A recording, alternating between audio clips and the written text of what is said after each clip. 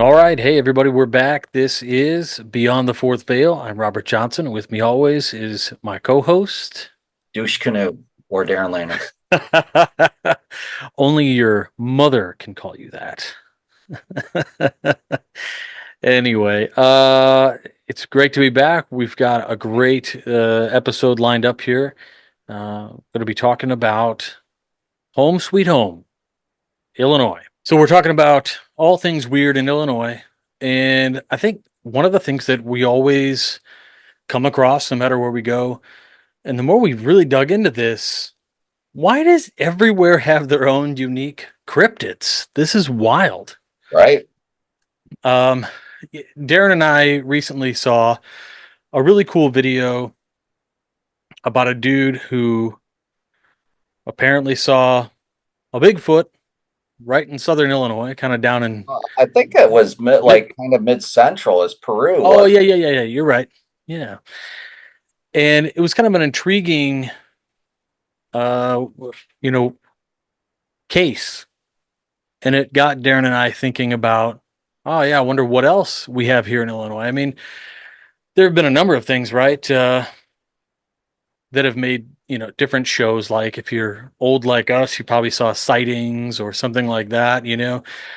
There's all kinds of amazing UFO sightings and things. The Highland, Illinois case back in 2000. There's um, right. There's the curses, the Billy Goat curse for your Cubs.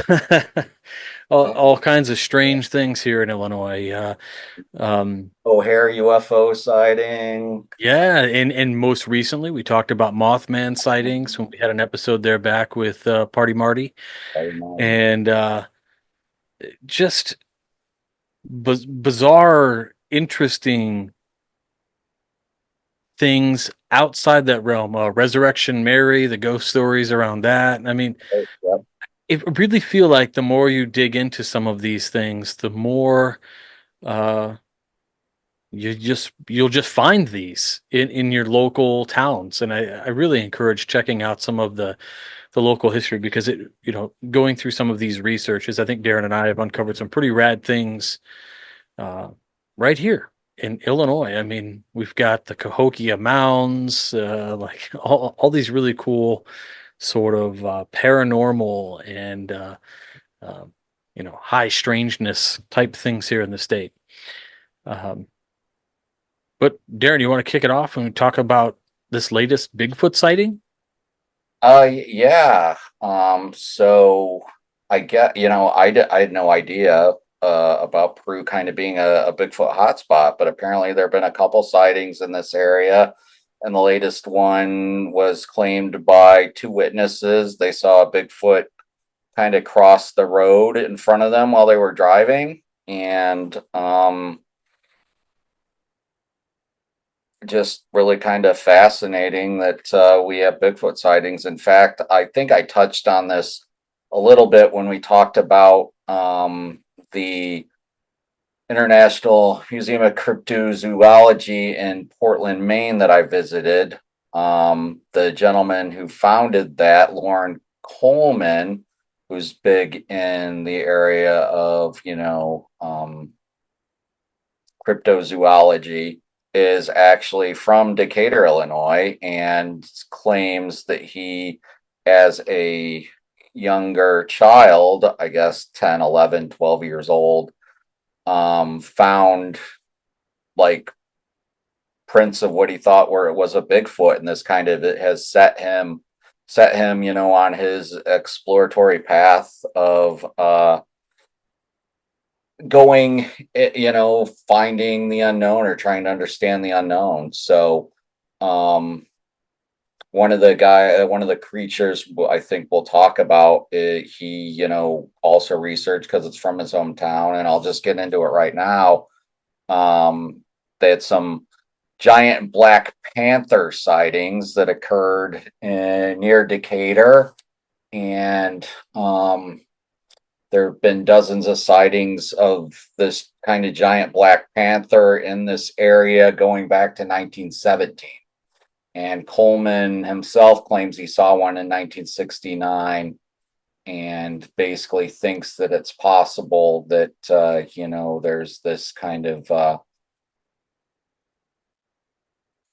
dark mountain lion, dark cougar, maybe that, has, kind of been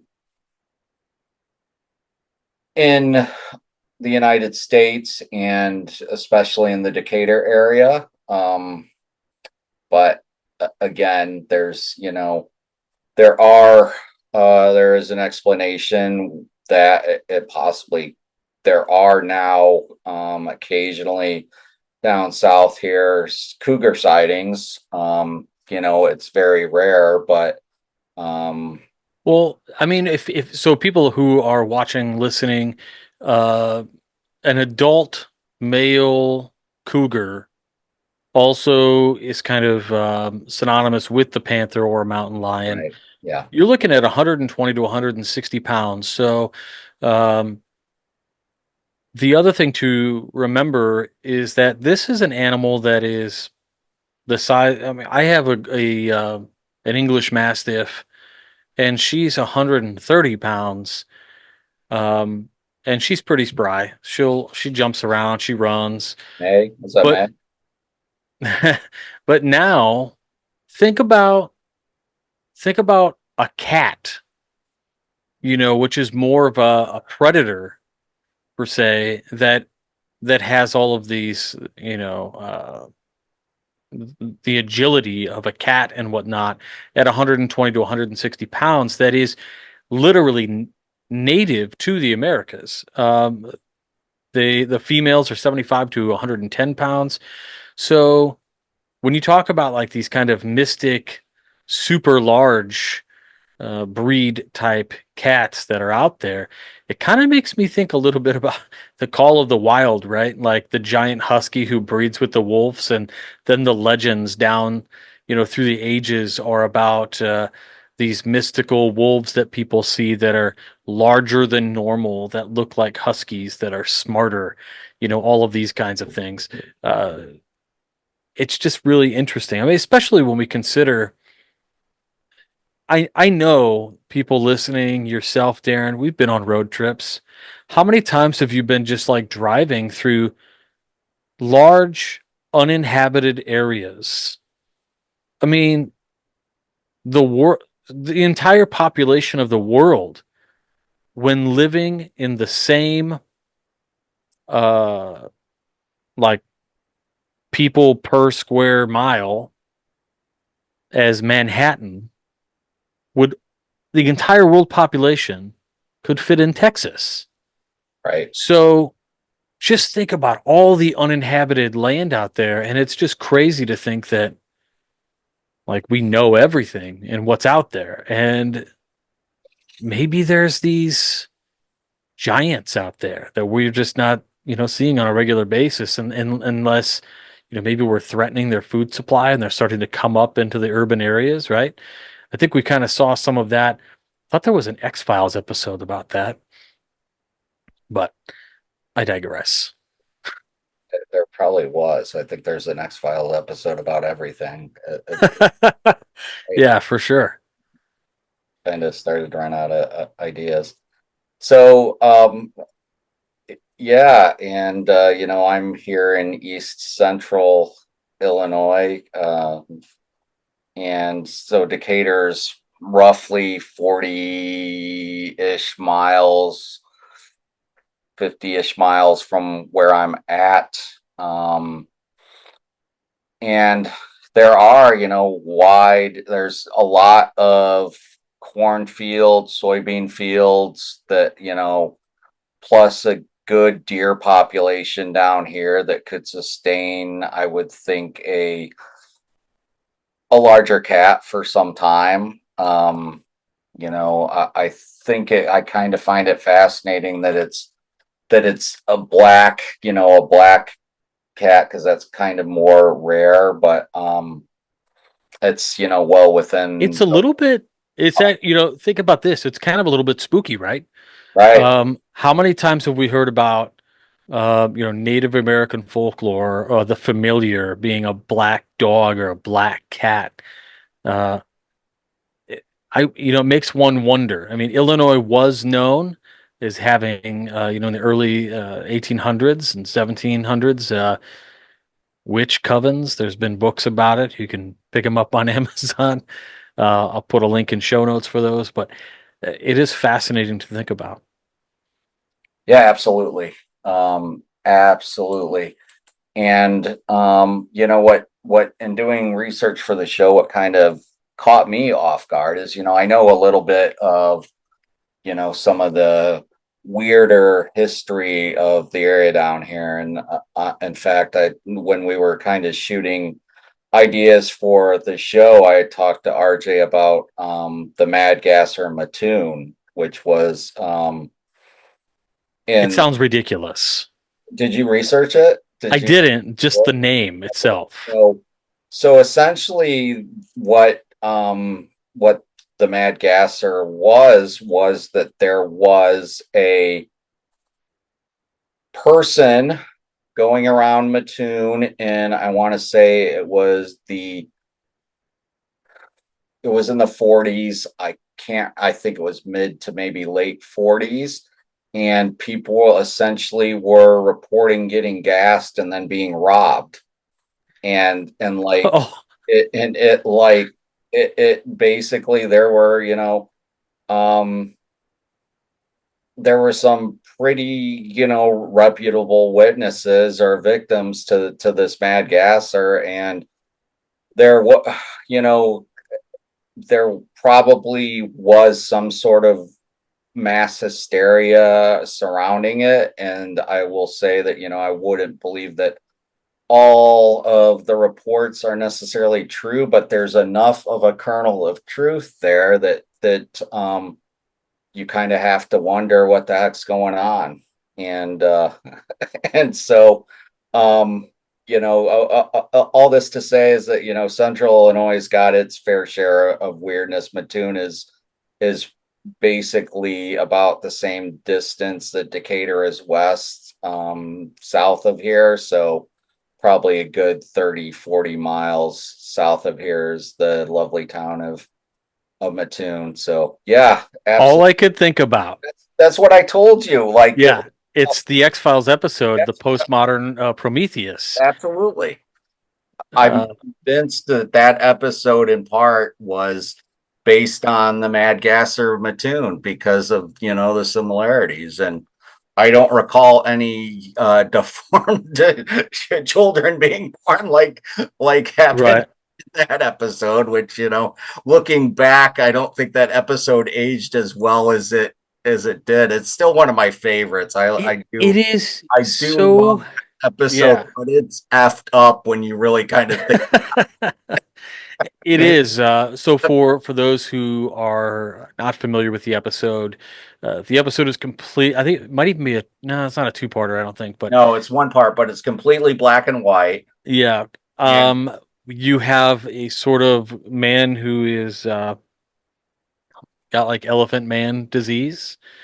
And well, he's like a genetic experiment, if I recall correctly. mhm, Yeah. yeah, and so basically, uh, the town has all of these women who are pregnant, and they don't know how they got pregnant, but it turns out that this this guy who is a genetic experiment of his father, um, basically goes into their house, drapes their house like he's going to fumigate, puts a pan on the stove, drops a like a gas disc on the stove, and it gasses the whole house.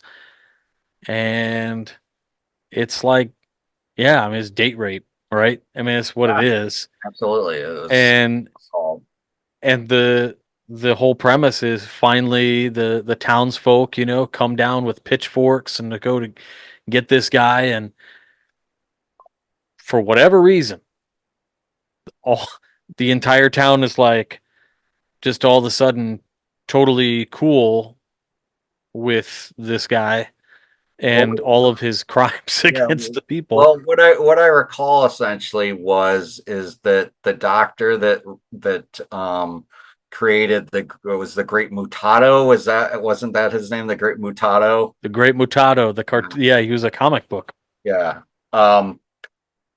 Basically that doctor passed away and his son kind of comes to town to handle affairs and discovers that his dad had been experimenting genetically and that the Great Mutato, dad used to basically essentially gas people, like put up like a tent and gas people, and that's how he would get the Great Mutato, to kind of have a social interactions with people. Again, it was effed up.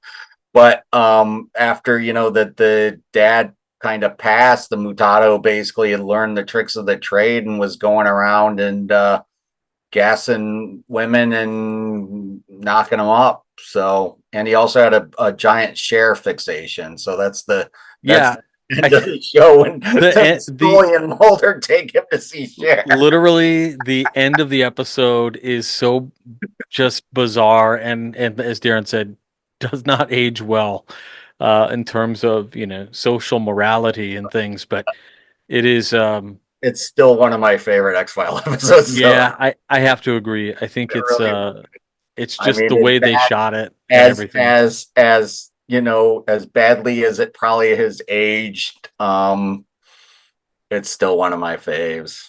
It's up there. It's got to be top five. It's three, man. It's a great episode. Yeah, I think the next episode of Beyond Fourth Veil is going to be Darren and RJ's top five each X-File episodes. We got to do that. I'm gonna have to start researching now. That's gonna be tough for me. I'm a Libra, so a decision, you know what I mean? Oh man, it's a good one. But yeah, moving on about other kind of cryptids in my neck of the woods. I didn't know about this one, but there's a monster called the Farmer City monster, and Farmer City is probably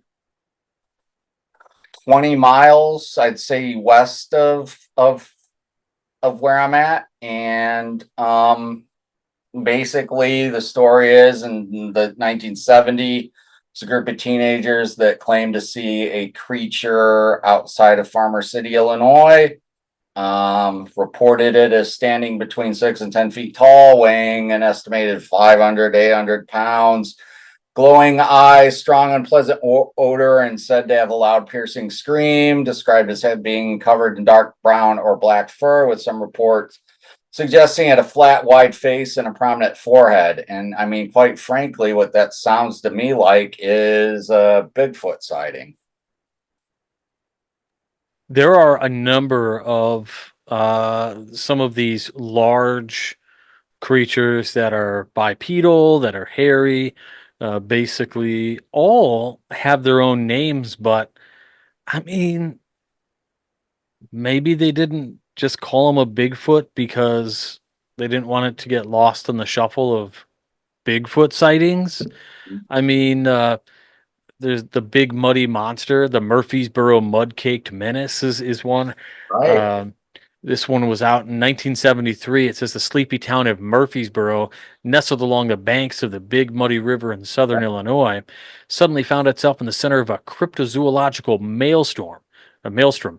It all began on the 25th of June. A young couple parked by the river, enjoying some alone time, Alone, air quotes.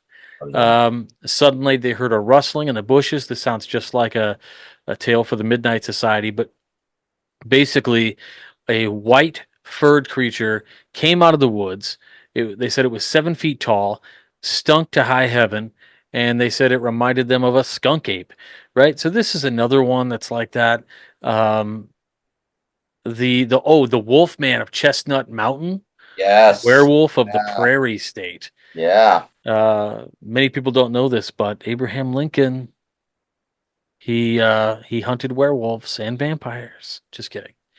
I Well, love that movie there's a though. movie of I know him. I love Abraham Lincoln Vampire Killer. It is. Yeah, it's so good. It is. Um, So the first encounter with this wasn't even that long ago, 14 years ago, 2010. Vacationing a psychologist from Chicago driving Right. along a remote road near Chestnut Mountain with her fiance. It says suddenly they caught a glimpse of a huge dark figure running across the road in front of their car. At first, Mhm. they thought it was a bear, but got closer. They realized that it was no ordinary animal. Right. They said they described it as being over 5 feet tall, covered in shaggy, dark fur. But what really set it apart was that it was running on two legs like a human. Um, it's in the years since that initial sighting, there have been a handful of other encounters with the Wolfman of Chestnut Mountain. Witnesses will describe seeing large wolf like creatures with glowing red eyes and distinctly humanoid shape. So this starts to get kind of embellished. I think, we see these like the large red eyes thing. Uh, you know, in most cases, I think science has kind of disproven or at least provided a pretty good explanation for red eyes as being, Reflect. nocturnal creatures. They're the eye shine they have. Um, but again, another creature just like And uh, I mean, honestly, what popped in my head when I read about it was how similar it sounds to the Beast of Bray Road up there in what is that, Reinhardt, Wisconsin, I think. Which I yeah, had the visited. hodag. Well, yeah, Hodag's the other one, but there's in oh, Oh, where, the Wolf of Bray Road. yeah, the Beast of Bray The Road. Beast of When Bray I Road. That's went right. up to Lake Geneva last year for my birthday, we were staying in Elkhart, Wisconsin. That's where it's at. And I went down Bray Road at night, and it's just this kind of isolated stretch of road. Um, Pretty eerie. But yeah, there have been multiple sightings, and in fact, I want to say there's a pretty well-known picture that somebody was able to capture recently, the Beast of Bray Road, where you see kind of a wolf on its hind legs. Now, wolves can be on their hind legs, so that's not abnormal wolf behavior, but they normally don't walk very far on them. That's more of a response to, make themselves bigger against, prey, or if they're feeling threatened. But again, where this wolf man in Illinois took place, it's up near Galena, and I want to say, not too far from like where the Wisconsin border would be. So I guess the question we ask is, if these damn it, mean group, if these people, if these, cryptids kind of have some sort of migration pattern. Yeah, that's it. That's it. Now, I don't know, could they have stuffed something there? Um, could it be, supposedly, could this have been faked? Sure, Yeah. Yeah. I mean, it does look interesting the way the dog or the animal is posturing. It looks kind of interesting around this torso area. But again, who knows? Uh, for sure. I mean, there's definitely been an insane amount of sightings over the years that you can't just throw the baby out with the bathwater. So, uh, but I thought it would be cool to try to find the image. And in fact, if you do try to find that image, you do have to scroll a little bit. So make sure you don't yeah, you just click do. on some of these interesting AI. And what I also found interesting is that, the Big Muddy Monster reported in 73, and some around the same area, in southern Illinois, you have the Enfield Horror. Yeah, they described this thing as being about 4.5 feet tall with gray skin, short claws, and the kicker for me isn't the kicker that most people think about, but for me, it's glowing pink eyes. Mhm. Oh, and it has 3 legs.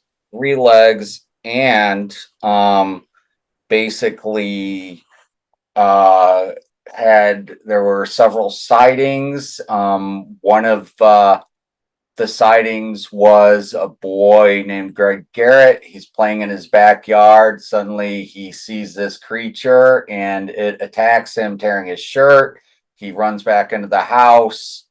Later that night, the Garrett's neighbor has his own run-in where he hears a scratching sound on his front door. He goes to investigate and he sees this thing standing on his porch. So he did what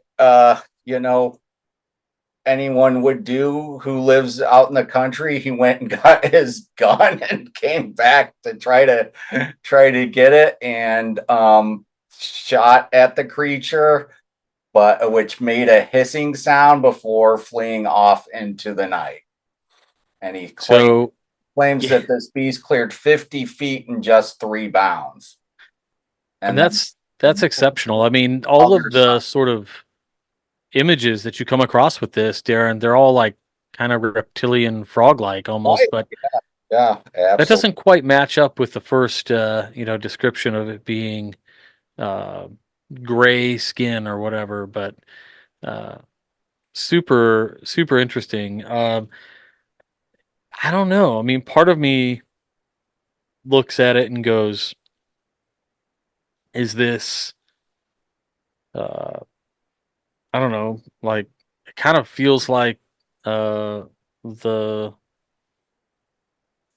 what do you call it? The up on Rhinelander. I just mentioned it. The Hodag. The Hodag, right? Because it's like green and dragony looking. But if you look at some of the artist depictions from people who have like literally described exactly what is there, who had the eyewitnesses, it's a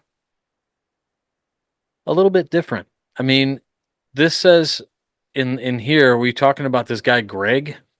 It says the creature attacked a man named Greg, tearing his shirt, and before the That was the kid I thought was yeah, Greg. oh yeah, yeah, before the boy was able to flee back to his house, but the weirdness was just the beginning. Later the same night, the Garrett's neighbor, a man named Henry McDaniel, is this the guy? Yes. Had his own run-in with the beast. Yep, he heard scratching at his front door. Yeah, he saw it standing there. A short body, 2 little short arms coming out of its breast area, and 2 pink eyes as big as flashlights. Uh, and that's just another The a bit of weirdness, right? great Um, mulatto strikes again. I think though one of the things that just blows my mind actually is the stories that the piazza, the bird that devours men, Right, yeah. and the thunderbirds. Hmm. These are the two I think that deserve the most, maybe the most credibility out of all of these things. Uh, and that's because I mean, we see giant birds all the time, but these Native American and even rural American folklore have all of these tales about giant birds, Hmm. or even, well, I'll let you talk about this piazza. This thing is pretty incredible. So, the Piazza is known to us because of the French explorer La Salle, while he was mapping Illinois for the French government. He was down near what is currently, I think, Alton, Illinois, and um, I found that there was a giant mural, petroglyph, whatever you want to call it, of this giant menacing creature that essentially is described much like a dragon would be described. Red eyes, menacing beard, scales, lengthy tails. This thing, according to the Native Americans, was a man eater, preyed on them, eating them alive until a local chief, Chief Autega or Autoga, I'm not quite sure of the pronunciation. Basically, they waited for the creature to emerge from its cave, and he and his warriors ambushed it, and um, it was killed. So at that time, they claim that that mural had been painted very long ago, and some people think it could have been, up to 3,000 years old. But it goes, to basically the point of you have tales about these dragons throughout folklore, throughout Asia, Europe, and the North Americas. And I'm not so sure regarding Africa, but I wouldn't be surprised if in their folklore that they're similar creatures. So you kind of have to wonder, again, I think that we often as modern humans make a mistake and think that, our ancestors weren't as intelligent or expressive as we are now. And I think, the difference being is that back then their medium was basically cave art or petroglyphs or that sort of artistry. But, I don't know that that necessarily makes those tales any less powerful or believable. And I think that when you have, the descriptions of these things being not only and I'm saying these things in general with cryptids in general, you have, similar descriptions from Native Americans of the Bigfoot, that they have, in their folklore, the Bigfoot, skinwalkers, a lot of these different types of cryptids are part and parcel of their folklore. And, to my mind, that I think only leads credence to the fact that these things do exist. Now, are they interdimensional? Are they, we don't know, but Yeah, I think there's something to be said. I mean, okay, so I'm going to share this really quick because I think this is both funny and relevant. The caption on this meme was, "We were right all along." mm, Right? Middle Ages, they drew these crazy bird dragons and then right, like trying to describe dinosaurs, and now they tell us, dinosaurs had feathers right, and talons and things. And it's like, oh, we were right all along. yeah, And the idea here is what I'm getting at is this idea that like maybe they knew, right? And uh maybe our primitive, we call them primitive based on, our society standards today, but these ancient civilizations and the way what they passed on, how they passed it on, uh there has to be some element of truth to these things. Otherwise, it's not all allegory. right, Granted, you and I are no stranger to philosophy and allegory, but this is different. I mean, even today, when we're watching some sort of special, regarding Native American lore or First Nations lore, that kind of thing, they will say, "This is the story. It's real." right. I mean, this, a perfect example of this is I think it's the Hopi who have the tales of the Ant-Men. And when you kind of look at what they describe as the Ant-Men, what do they look like, RJ?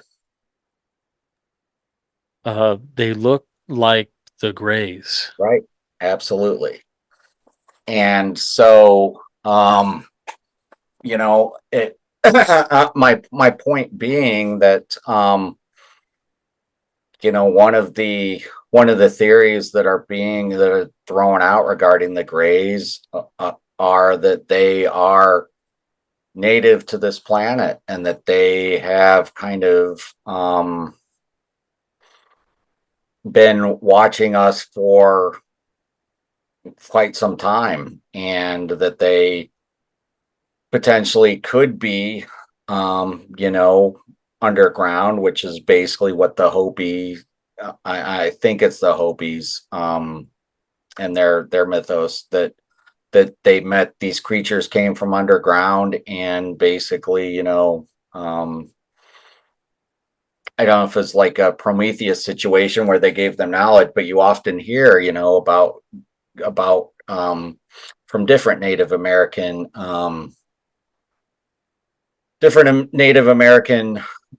tales, and other kind of ancient Native people tales of, these things that gave them knowledge, taught them how to make weapons, fire, etc. And I mean, taking it to the extreme, even in the book of Enoch talks about being, meeting these angels, if you will, and these different angels had different specialties. Like one made jewelry, one, was in charge of Yep. weapons, etc.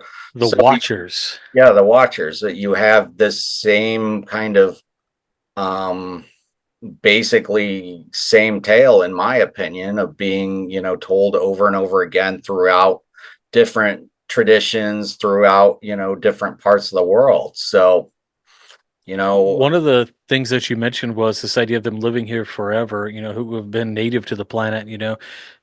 This was really interesting to me because maybe a couple of years ago, I picked up this DVD a friend of mine recommended.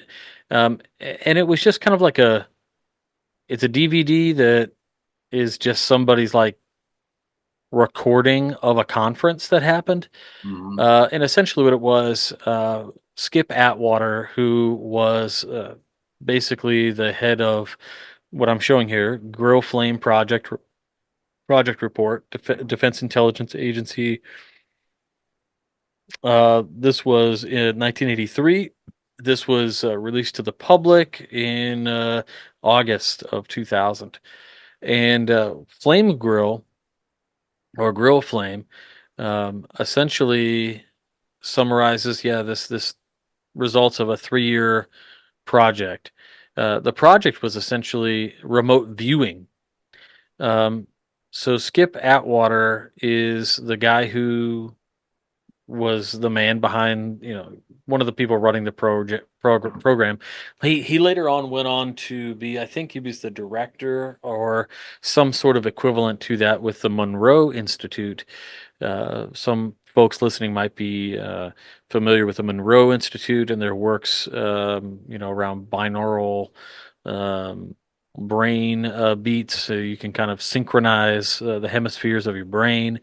Very interesting stuff. But anyway, uh, Skip in this DVD or in this conference recording, he is telling all about these. Uh, these remote viewers. And he goes along and he's telling the story about it, and he's building up the credulity of the story, which is backed up right by all of the FOIA and the Defense Intelligence Yeah, Agency's I mean, releases. there was the project, I think it was actually called Project Stargate. Wasn't that a big remote viewing project? Yeah, so that is what it was called later. Mhm. So Stargate, Grow Flame was the first iteration of this. So this remote viewing, he talked about how they did it. Um, so in essence, it's like me handing Darin an envelope and leaving the room. All that's in the envelope are latitude and longitudinal coordinates. That's it. Darren meditates on it, does the process. He envisions what's at those latitude and longitudinal coordinates. He writes down, draws whatever he wants. He then slips all that back into an envelope and he turns it back in. They take it, they investigate, and maybe act on it. The person who remote viewed never knows anything else. They don't know if they were right or wrong or what. There was never any confirmations. So, to that end, at one point, Skip Atwater's telling this story about how he was approached by somebody who's got kind of a big name now. A lot of people know Bigelow, right? Bob Bigelow. And Bob says, "Hey, man, you should give your people these coordinates, you know, at some point, Right. just to see." And Skip's like, "Yeah, okay, buddy." And one day he does. Now, the point of me telling you that backstory is that, like, almost all the time, these professional viewers were correct in, a number of different ways. And to even be right on one element when you're considering just giving somebody latitude and longitudinal coordinates, Right. like what? you know, like there's a building at this place. Even Mhm. saying that, Right. that's like one in a what, Yeah. right? I mean, the earth is like forest, and so much of it. So anyway, Skip says, okay, and he gives it away. And this remote viewer, after, so on and so forth, they do debrief because it's not an official piece. Mhm. And the guy says that he saw intelligences, non-humanoid, doing some sort of energy or power conversion, which is why they're here. And they know about people, but they don't care that we're here. And he described it as the same ways when Darren, you walk outside and you go to your car and there's a bird chirping, Right. like it's there, but it's insignificant to you. Mhm. And such was the same as this guy described these extraterrestrial beings who may or may not have been living here forever. And I just thought that was so bizarre because then it also, I was reading one of my books over here, something about UFOs, right? And it was talking about, the likelihood that an extraterrestrial society might even consider us at all. It's almost like if we, as people, are walking across our front lawn, then there's an ant hill and they're all doing ant things. Right. Do the ants even realize we're here? I mean, unless we disturb the ants, and then maybe not even that, right? Right. So this is kind of that argument that, like, any society who is so much more advanced, like, maybe they don't even care. Maybe and maybe they just operate around us and we don't even notice them. Well, I mean, if we take it to the nth degree with, all of the abduction reports, basically, you you get the feeling from the abductees that even though these things will be like, we're not here to hurt you, and then they're sticking the needles up their nose and hurting them hurting these abductees badly, that ultimately, essentially, it's like us when we are when we are basically tranquilizing creatures to tag them in the wild, where we will go out, you'll, shoot the dart at something and then put a tag in them, and we're not considering that creature if it, it can feel pain, et cetera, et cetera. It's, pursuit of scientific study.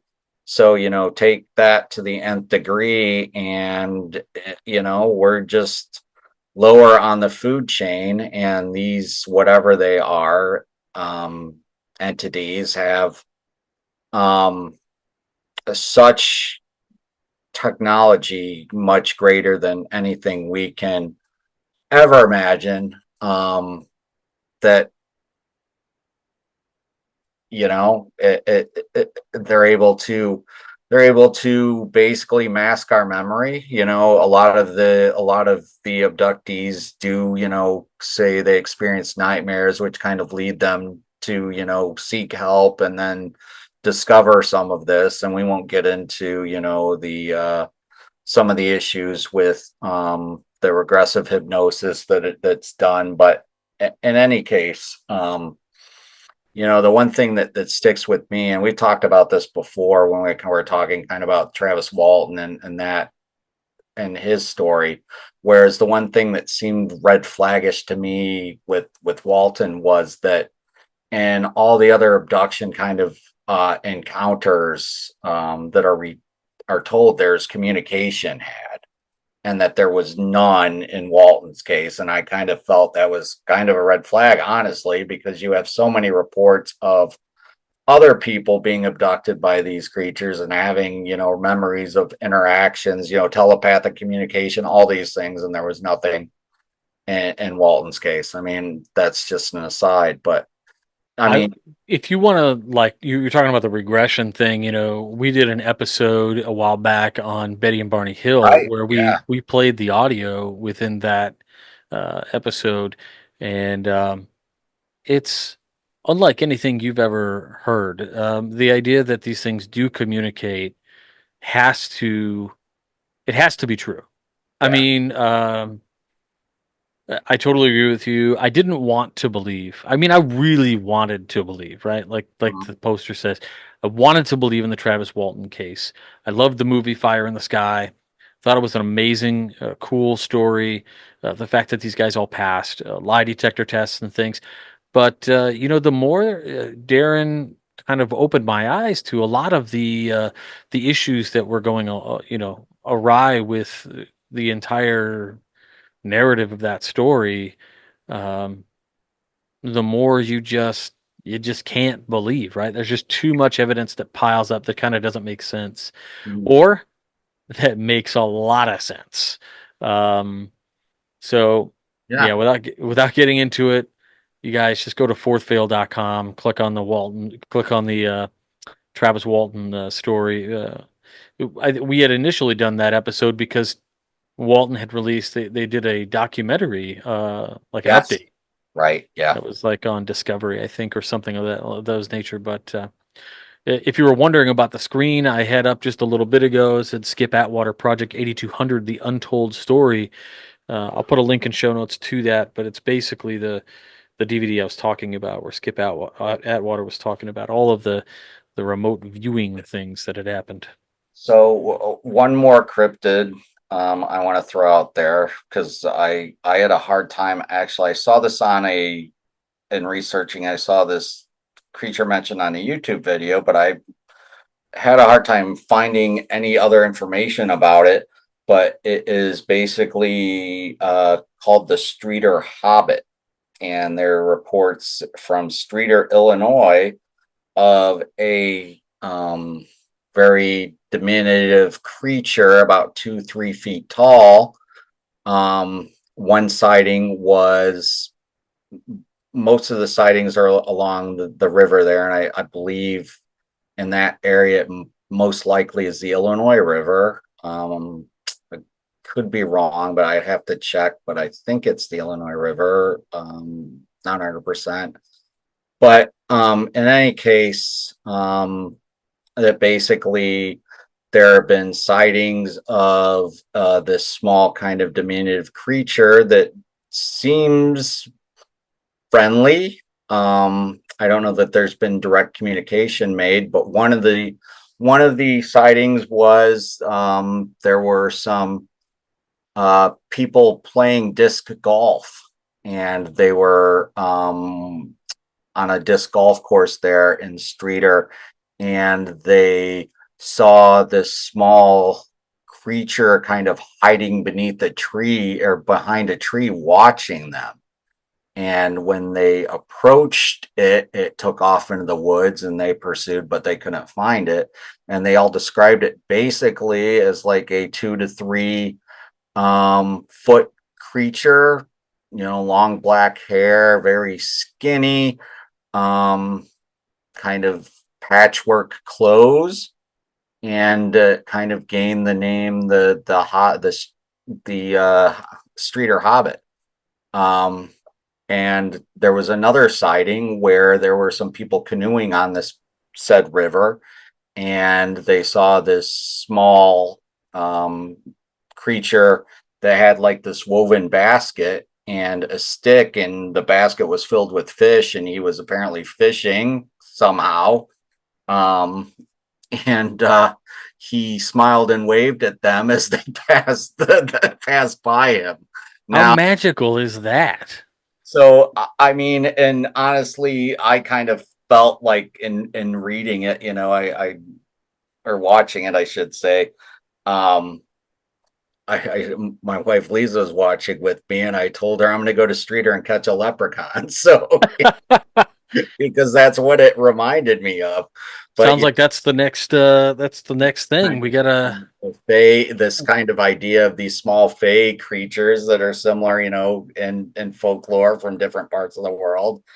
Um, Again, who knows? It could just be some very petite man who lives in Streeter who likes to fish with and has a woven basket that he puts his fish in. I don't know, but I just kind of found that fascinating. And again, it was one that I had a difficult time finding, other than that YouTube video, finding any other information on it. So Right. yeah, the idea of like the Fae or like these small people, those of you who may have seen the recent horror action film, if you saw, the movie The Watchers that came out just this year, 2024, really deals with the idea of the Fae, and it's a really fantastic film. I thought it was cool. Um, but anyway, you'll have to check that out, Darren, if you haven't seen it one yet. It's pretty I'm good. not, so I will check it Yeah, out. I think you'll dig it. Uh, I think Lisa will love it too. But anyway, you all right if I wrap? Yeah. All right. Well, anyway, that's kind of a little tasting, if you will, of the various weird, sort of cryptids and odd animals that are happening up here in Illinois. We are in the Midwest, heavy on local lore. This was all, uh, you know, First Nations land at some point, and there's just a lot of folklore that has, come from that time and moved through, the early pioneer days and westward expansion as people were, trappers and things moving through, uh, areas of middle Illinois and southern Illinois and uh, I don't know. Things just keep on popping up, and anytime somebody sees something strange, uh, there's a new one out there, right? I mean, I've seen plenty of weird things in Illinois, mostly a UFO sighting a couple of times, but never any beasts. No, So I've not seen anything that I could call like cryptid either. But yeah, to your point, I think we've talked about our different UFO sightings and such. But uh, hope springs eternal. We were both kind of just in Oregon recently, and I know you got to kind of see some of the wilderness there, and I did as well. And I totally believe that there's enough wilderness out there to you know, support a community of Sasquatch. I don't think it's a big community, but I think, again, especially in Pacific Northwest, you have a lot of sightings, and that's because there's a lot of remote territory there. There's a lot of wildlife to support, that sort of population. And I think it's well within the realm of possibility that, again, that something's occurring. I don't know what the Bigfoot is, if it's interdimensional, if it's alien. You have often reports of Bigfoot and UFOs hand in hand. But there are enough reports, and there are also some kind of chilling videos of people being in cabins and whatnot and having things coming up to the cabin that aren't bears, etc. So just keep an open mind, people. Have to agree. So the next episode, we're going to go over top X Files favorites. That's for sure. We'll do Something top else I would, five. yeah, I think we have to talk about something else here in Illinois, Stella, Illinois, or Dell, Dell, yeah. Stell, Illinois, and how it relates to its early history. A guy named, oh, what was the guy's name? Richard Kinninger. Hmm. And he was a member of something called the Lemurian Fellowship in Ramona, California. And it's a wild tale. And I want to get into that and talk about Lemuria, Atlantis, and probably relate it back to something we talked about a while back, which was Project High Jump Yes. and its improbability, and how you heard it here, folks. Darin and I on the episode in 20 minutes completely debunked High Jump completely. Yeah. All it took was Google Translate and the original newspaper that the story appeared in. Which is I sad was, because I really love that story of me Operation. too. Why couldn't it have been true? Right. But I just couldn't believe but but how many, still is true. I had I grew up near Stell. I grew up in Bradley, Bourbon, Illinois, and Stell is a community that is part, I believe it's still part of Kankakee County. It may be the county over, but I've been to Stell. In fact, I took recently when RJ and our good friend Greg Knott, we went up to support another friend of ours, James Frey. He was having a kind of mini Comic Con there in Kankakee, Illinois. And on that day, I took them to the Adventures Unlimited bookstore in Kempton, Illinois, which is owned by ancient astronauts, I guess, star David Childress. And Mr. Childress had a house. I don't know if he still has a house, but he did have a house in Stell. That's where he lived. And kind of that was his base of operations for a very long time. I believe he splits time now. He's got a house in Arizona that he lives in as well. But I think he may still have the house in Stell. I'm not 100% sure. But anyway, yeah, to RJ's point, Stell basically was a community that was formed because of the beliefs of the gentleman he spoke about, and it's kind of a fascinating tale in its own right. So look forward to that. it's going to be a great episode. So, anyway, until next time, you guys join us. Thanks for coming beyond the fourth veil. Until next time, I'm Robert. I'm Darin. We'll see you later.